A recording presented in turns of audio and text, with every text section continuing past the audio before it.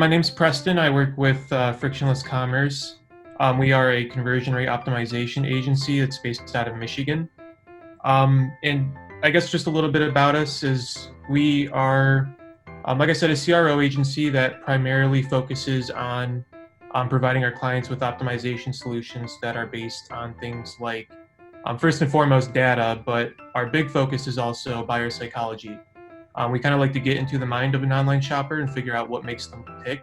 And then we use that information to ultimately convert them. For this test with TrustedSite, we worked with a client that we've worked with for quite a few years now.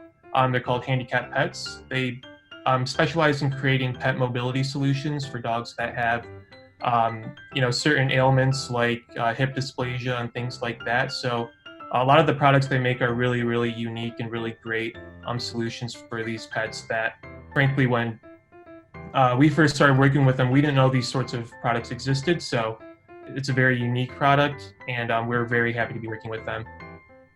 We were involved with the initial conversations about using something like a trust mark on the site. They were already using another competitor's trust mark, and they were really unsure of if it was having any sort of impact on their site at all. And we kind of felt the same way. We weren't too sure if people were really responding to it well, because I don't think they tested it themselves the first time when they previously went with that other company. I believe that they tested it themselves through that company. So there wasn't a lot of, the client didn't have a lot of knowledge about how the test was conducted, things like that. So they wanted us to conduct a test for them to see if, one, this new trust mark from TrustedSite would actually work for them, and two, to figure out if the previous trust mark was actually making them extra dollars. The way we tested this is pretty simple. The control was basically just the version of the site with the previous company's trust mark on it. And then our B variant was the TrustedSite trust marks. And what we wanted to measure were, one, completed orders, and then two, we also wanted to see what the revenue impact was. Because ultimately, if you have a higher conversion rate but lower revenue, that's not really delivering anything for us. We wanted to make sure that on top of the higher conversion rate, we also had more revenue. So those were the two things we really wanted to measure. Usually we run a test for at least 4 weeks, but because this was a site-wide test, we were testing the trust marks on the home page, on the footer of every page on the site, cart page, and so on. We were able to access all of their visitors, so the test was actually able to reach significance within a 3-week period. So that also was actually pretty surprising. We felt that this sort of change to the site would be a small change and would therefore take a lot of time to actually reach significance. But because it had such a big impact, we were able to reach that significance within a short period of time.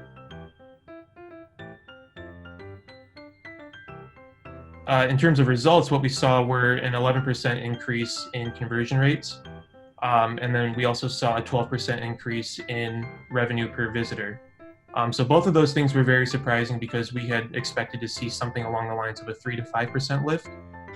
So, seeing something that's 2 to 3 times larger than that was, definitely a much better outcome than we had previously anticipated.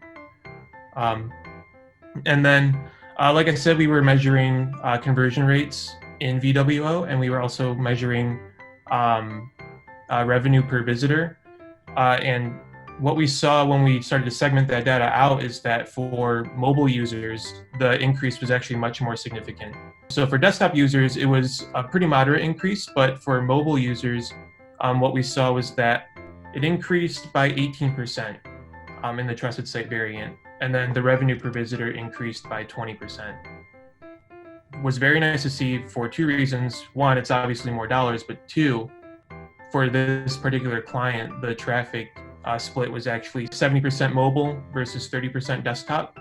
So that's a significant portion of our audience that is converting at a higher rate now. The previous trust mark that was being used on the site, one was kind of, I guess for lack of a better term, was pretty low quality. we suspect that a lot of people wouldn't feel too inclined to click on that sort of thing, and then see the sort of trust message that appears after that's clicked. And if you compare that to what the trusted site trust marks look like, it's definitely much more inviting. They're just overall designed much better, and I think people look at that and they see a more professional looking trust mark. And for something that's trying to assure people that the order that they're placing is protected and things like that, in our test, the group that saw the trusted site seal were much more inclined to feel reassured that they're placing an order on the right site versus the previous trust mark. So frankly, the conversation was pretty quick for us. We immediately concluded that we really needed to get rid of that previous trust mark, and then start discussions on transferring things over to Trusted Site. And I think within a month after that, we ended up adopting Trusted Site.